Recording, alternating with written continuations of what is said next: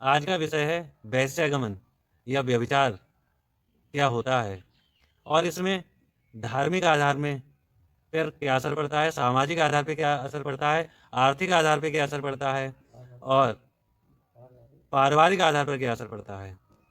तो इन चीज़ों पे आज इस्लाम में क्या व्यभिचार या वैश्यागमन के लिए कहा गया है, या हिंदू धर्म या अन्य धर्मों में वैश्यागमन या व्यभिचार के लिए क्या कहा गया है।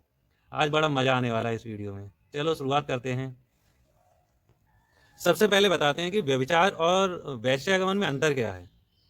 तो देखिए, जो वैश्यागमन होता है वह किसी स्त्री या पुरुष के साथ में पैसे के लेन देन के लिए या किसी सामान के लेन देन के द्वारा जो किया जाता है वह व्यापार कहलाता है और वह वैश्यागमन कहलाता है। परंतु जो व्यभिचार होता है वह अपनी पति या अपनी पत्नी से छुपकर जो कार्य किया जाता है, अपने पति या अपनी पत्नी को जो धोखा देकर कार्य किया जाता है, जो किसी स्त्री या पुरुष के साथ में हम कोई यौन संबंध बनाते हैं, वह व्यभिचार कहलाता है। यौन संबंध दोनों में ही हो रहे हैं, वैश्यागमन में भी यौन संबंध हो रहे हैं और व्यभिचार में भी यौन संबंध हो रहे हैं, परंतु थोड़ा सा अंतर है। वैश्यागमन एक व्यावसायिक रूप में आ जाता है और व्यभिचार एक विश्वासघात के रूप में आ जाता है। यही दोनों अंतर हैं और इन्हीं दोनों अंतरों पे, इन्हीं दोनों चीज़ों पे आज हम चर्चा करेंगे कि इस्लाम में वैश्यागमन या व्यभिचार को क्या कहा गया है और अन्य धर्मों में वैश्यागमन को क्या कहा गया है। चलो आगे बढ़ते हैं। वैश्यगामी लोग व्यभिचारी, लुच्चे, नीच, चांडाल आदि कहलाते हैं। व्यभिचारी लोग भी नीच, लुच्चे आदि, चांडाल आदि कहलाते हैं। इनमें क्या होता है कि शारीरिक और मानसिक हानियाँ हो जाती हैं। जैसे शारीरिक और मानसिक हानियाँ जो होती हैं, किसी के लिए HIV हो सकता है, किसी के लिए सिफिलिस हो सकता है, किसी को गोनोरिया हो सकता है, अन्य और भी बहुत सी बीमारियाँ हो जाने का खतरा बना रहता है। मानसिक रूप से भी वह व्यक्ति बीमार हो जाता है। यह व्यक्ति के मन को अशांत करता है और ऐसा व्यक्ति अवसाद में पड़ा रहता है। वह चिंता में डूब जाता है और अनेक प्रकार की उसे ग्लानियाँ, डिप्रेशन जैसी मानसिक समस्याएं भी जन्म ले लेती हैं। और उसमें एक दिक्कत और आती है, पॉन्टेसी हो जाता है, यानी कि वीर का ह्रास होना हो जाता है। वह स्वप्न दोष के माध्यम से उसका वीर का स्खलन होने लगता है, वीर नाश होने लगता है, उसका वीर झड़ जाता है। जैसी मानसिक उसे हानियां होने लगती हैं और शास्त्रों के अनुसार वैश्यागमन व्यक्ति को कमजोर कर देता है। वैश्यागमन और व्यभिचार एक ही समझिए, जिसमें आप यौन संबंध बना रहे हैं पर स्त्री पर पुरुष के साथ में, तो इसमें व्यक्ति बहुत ही ज़्यादा कमजोर हो जाता है। पारिवारिक हानियाँ इसमें क्या क्या होती हैं? घर या परिवार में पति या पत्नी में कलेश होना शुरू हो जाते हैं, परस्पर अविश्वास पैदा हो जाता है, यानी कि विश्वास की कमी हो जाती है, आपस में लड़ाई झगड़े हो जाते हैं, क्लेश हो जाता है, प्रेम कम हो जाता है। और इन्हीं चीज़ों की वजह से कई बार देखने को मिलता है कि पति पत्नी में तलाक हो जाता है।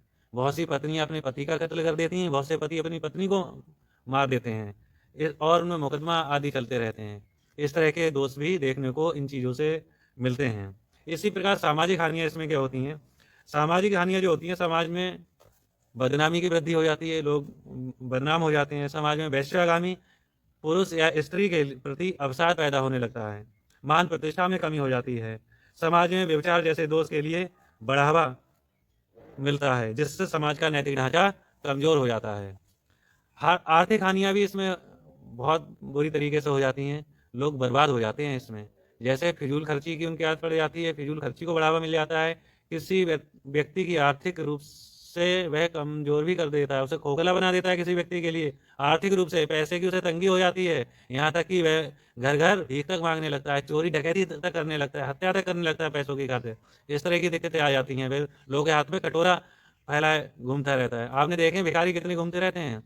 अब मुझे तो बड़ा हंसी आती है कि हमारे जो पड़ोसी देश पाकिस्तान है, यहाँ के लोग तो भीख मांगने के लिए कठोर बाकायदा वीज़ा लगवाते हैं। हम लोग वीज़ा लगवाते हैं बिजनेस करने के लिए, व्यापार करने के लिए, नौकरी के लिए, लेकिन पड़ोसी देश पाकिस्तान तो के लोग तो UAE, दुबई आदि देशों में भीख मांगने के लिए जाते हैं। वे अपना पासपोर्ट वीज़ा लगवाते हैं भीख मांगने के लिए, क्योंकि वहाँ पे लाखों रुपए पर डे उन्हें भीख में मिल जाते हैं। तो ये इस तरह की स्थिति आ जाती है, लोग भीख मांगने लगते हैं, है ना। तो इस प्रकार से आर्थिक, पारिवारिक, सामाजिक व आध्यात्मिक पतन को वह प्राप्त होकर नरकगामी बन जाता है। इसीलिए सभी धर्मों के धर्म ग्रंथों में वैश्यागमन या व्यभिचार को महापाप की श्रेणी में रखा गया है। इनसे बचना है तो वैश्यगमन या व्यभिचार से दूर रहें, अन्यथा जमकर, आप समझ ही रहे हैं, अन्यथा जमकर बैटिंग करें और मजा लें।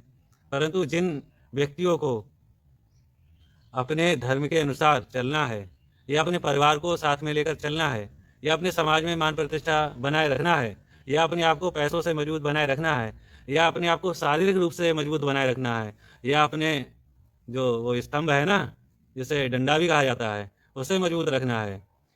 भाई समाज में स्तंभ बहुत जरूरी है, बिना डंडे के आजकल कोई बात नहीं करता है। अगर आपका डंडा मजबूत नहीं होगा तो आपके स्त्री आपका कहना नहीं मानेगी, आपके बच्चे आपका कहना नहीं मानेंगे। इसलिए अपने डंडे को मजबूत रखिए, क्योंकि हदीस और कुरान आदि में भी वैश्यागमन को, प्रोस्टिट्यूशन को, व्यभिचार को इस्लाम में पूरी तरह निषिद्ध माना गया है।